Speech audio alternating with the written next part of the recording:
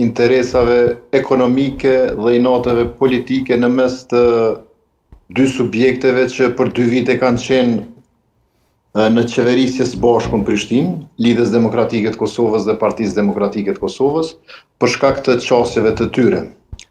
Ne mendojmë se ka qenë dhe vazhdon të jetë qëllimi i ekzekutivit Prishtinës bankrotimi i ndërmarrjes pastrimi dhe dhënia e tregut për operator privat. E në anën tjetër është e qartë se kemi një menaxhment i cili ka dështuar që ndërmarrjen ta rimëkëmbë dhe ta funksionalizojë në mënyrë që t'i kryejë detyrat të cilat i ka. Si rezultat i këtyre lojrave politike, këtyre interesave ekonomike, kemi një gjendje në Prishtinë e cila nuk do duhet të ishte ashtu.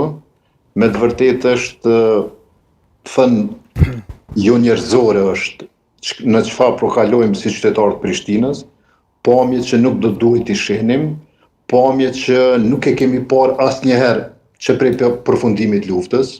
Është e qartë që ky problemi në pastrim nuk është se ka filluar gjatë këtij mandati, por është evidente se ka shpërthyer si problem gjatë këtij mandati.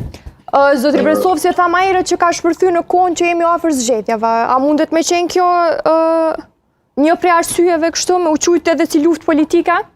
Tash, problemi ka filluar thash në vitin 2023 kur subjektet që qeverisnin me Prishtinën e kanë sjellë në kuvend komunal një rregullore.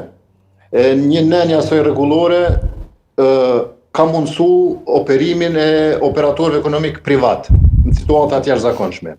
Si lëvizje vetëvendose, në atë kohë kemi qenë kundër këtij neni. Për shkak se jemi subjekti majt dhe ne mendojmë që pastrimi ka mundësi të funksionalizohet dhe të jetë një ndërmarrje me stabilitet financiar të qëndrueshëm.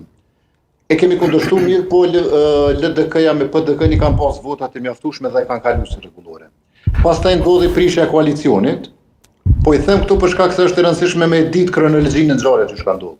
Po. Pastaj ndodhi prishja e koalicionit dhe erdhi propozimi nga PDK-ja kësaj radhe që ndryshohet rregulloria dhe ai nën të largohet.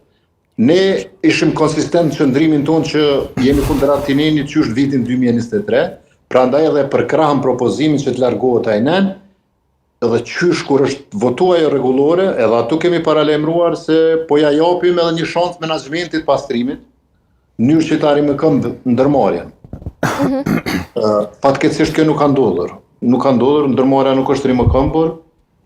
Jemi në një situatë të tillë e cila tani kulmoi me një thirrje që kryetari i Prishtinës përparim Roma, thirrje publike i bëri qytetarëve që faturat paguhen në komunë. Kjo është një rebelim i kryetarit Roma, është shkelje ligjore, sepse aktualisht në fuqi, në Prishtinë, është rregulloria e kuvendit komunal, e cila e ka kaluar lidhshmërinë në ministri, e cila është publikuar në webfaqet komunës dhe i ka të gjitha atributet e rregullorës plot fuqishme.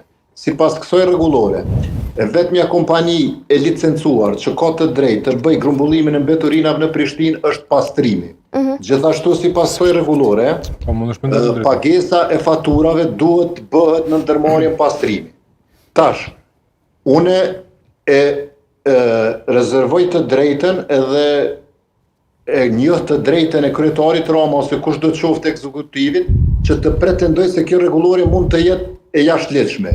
Mirë, po nuk është kryetari Roma, e as ndonjë institucion tjetër komunal që e vlerëson lidhshmërinë e rregullorës. Për këtë punë janë gjykata, që ka ndodhur në rastin e rregullorës për Prishtina Parking. Prandaj, derisa gjykata të merr një vendim për këtë rregullore, rregulloria mbetet në fuqi. Sipas rregullorës, faturat duhet paguar në pastrim. Kryetari Roma me deklaratën e tij ka shkaktuar konfuzion te qytetarët. Qytetarët shumica e tyre fare nuk i paguajnë faturat as në pastrim as në komunë. Dhe kemi rezultuar kur janë shpenzuar mjetet që i ka pas pastrimi dhe kanë ngelur pa naftë, rrogat e punëtorëve janë vanuar me javë të tëra dhe qyteti ka mbetur i papastër në gjendje çfarë kemi parë para një jave ose 2 jave.